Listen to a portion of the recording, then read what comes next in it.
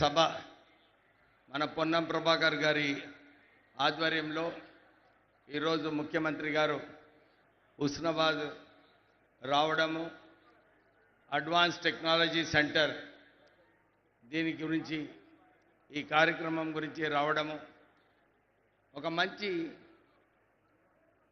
Occasion అన్నమాట. ఈ కార్యక్రమంకి వచ్చిన మన పెద్దలు మంత్రివర్యులు శ్రీధర్ బాబు గారు, అట్లూరి లక్ష్మణ్ గారు, మన సీనియర్ కాంగ్రెస్ నేత హనుమంతరావు గారు, చాలామంది ఎమ్మెల్యేలు ఉన్నారు, మాజీ ఎమ్మెల్యేలు, పేరు పేరున అందరికీ నమస్కారం చెప్తూ ఇప్పుడే లక్ష్మణ్ కుమార్ గారు చెప్పారు. దానికన్నా ముందు ఆది శ్రీనివాస్ గారు ఈ రాష్ట్ర ప్రజాపాలనలో ఏదైతే 6 గ్యారంటీలు అమలు చేసినారో ఈ రాష్ట్ర ఆర్థిక పరిస్థితి టీఆర్ఎస్ హయాంలో ఖజానాలో పైసలు లేకుండా ఈ ప్రభుత్వము ఆ రోజులలో రావడము ఎంత ఇబ్బంది ఉన్నా కానీ ఈ 6 గ్యారంటీలు ప్రజల మేలు కోసము ఇవన్నీ అమలు చేస్తూ దాని తర్వాత మన ప్రజలకు అందరికీ దొడ్డు బియ్యం ఇంతకుముందు వచ్చేది, వీళ్ళందరికీ సన్న బియ్యం ఇవ్వాలని చెప్పి మన కాంగ్రెస్ ప్రభుత్వము నిర్ణయం తీసుకొని సుమారు 14,000 కోట్ల రూపాయలు ఖర్చు అయినప్పటికీ కూడా మనకు సన్న బియ్యం ఇవ్వడం జరుగుతుంది. 10 సంవత్సరాలు కొత్త రేషన్ కార్డ్స్ టీఆర్ఎస్ ప్రభుత్వం ఎప్పుడు కూడా ఇవ్వలేదు. కానీ రేవంత్ రెడ్డి గారి ప్రభుత్వం వచ్చిన తర్వాత కాంగ్రెస్ ప్రభుత్వం ఏదైతే నిర్ణయం తీసుకుందో అందరికీ కొత్త రేషన్ కార్డులు ఇవ్వాలి. ఎందుకంటే వీరికి కొత్త రేషన్ కార్డులు ఇస్తే మనం వారికి 200 యూనిట్లు ఫ్రీ వస్తుంది, 500 రూపాయల గ్యాస్ వస్తుంది, సన్న బియ్యం వస్తుంది.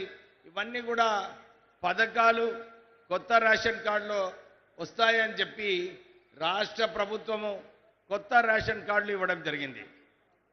మొన్ననే మీరందరూ చూసినారు, ఈ రాష్ట్ర ప్రభుత్వము ఇందిరమ్మ ఇల్లులు కార్యక్రమం ఏదైతే తీసుకున్నారో అన్ని నియోజకవర్గాలలో 3,000 ఇందిరమ్మ ఇల్లులు కట్టించాలని చెప్పి అందరు కూడా ప్రజలు ఎవరైతే అర్హతలు ఉన్నారో వారు అందరూ మంచిగా ఇందిరమ్మ ఇల్లులు కట్టుకొని మళ్ళీ వచ్చే సంవత్సరము ఇంకొక 3,500 ఇల్లు ఒక్కొక్క నియోజకవర్గానికి వస్తాయి. ఎవరికైతే రాలేదో నిరాశ పడకండి.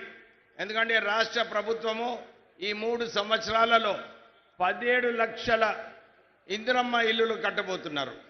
మీరందరికీ కూడా ఆ రోజులలో ఇందిరాగాంధీ గారు ఉన్నప్పుడు మనందరికీ ఏదైతే ఇందిరమ్మ ఇల్లులు అసైన్డ్ భూములు ఇచ్చారో అలాగే మనకందరికీ కూడా ఈ కాంగ్రెస్ ప్రభుత్వము ఇందిరమ్మ ఇల్లులు ఇస్తున్నారు. మీరందరూ ఒక విషయం గమనించాలి, ఆర్థికంగా టీఆర్ఎస్ ప్రభుత్వంలో కేవలము వారి కేసీఆర్ కుటుంబము ఆస్తులు పెంచుకున్నారు కానీ ప్రజల కోసం ఏమీ మేలు చేయలేదు. మీరందరూ చూస్తున్నారు, కాళేశ్వరం ప్రాజెక్టులో 1,00,000 కోట్ల కుంభకోణం, మన మిషన్ భగీరథలో అక్కడక్క 60,000 కోట్ల కుంభకోణము, 8 లక్షల కోట్ల అప్పు చేసిన తర్వాత ఈ రాష్ట్ర ప్రభుత్వం ఈరోజు సుమారు నెలకు 5,000 కోట్ల రూపాయలు కేవలం మిత్తి కడుతున్నారు. అంటే రాష్ట్రము ముందుకు వెళ్ళాలి. ఈ గ్యారంటీలతో పాటు ప్రజలకు విద్యారంగంలో కూడా యంగ్ ఇండియా స్కూల్స్ ఒక్కొక్క నియోజకవర్గంలో సుమారు 200 కోట్లతోని ఈ యంగ్ ఇండియా స్కూల్స్ పెట్టి మన పైన ఏదైతే విద్య గురించి భారం ఉందో ఆ భారం లేకుండా మన రాష్ట్ర కాంగ్రెస్ ప్రభుత్వం పనిచేస్తుంది.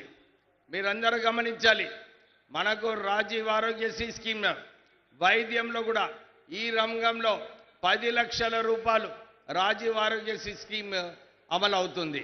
దాంతోపాటు సీఎం రిలీఫ్ ఫండ్, ఎల్ఓసి ఇవి కూడా దీని ద్వారా మన ప్రజల మీద భారం ఉండొద్దని చెప్పి కాంగ్రెస్ ప్రభుత్వం పనిచేస్తుంది.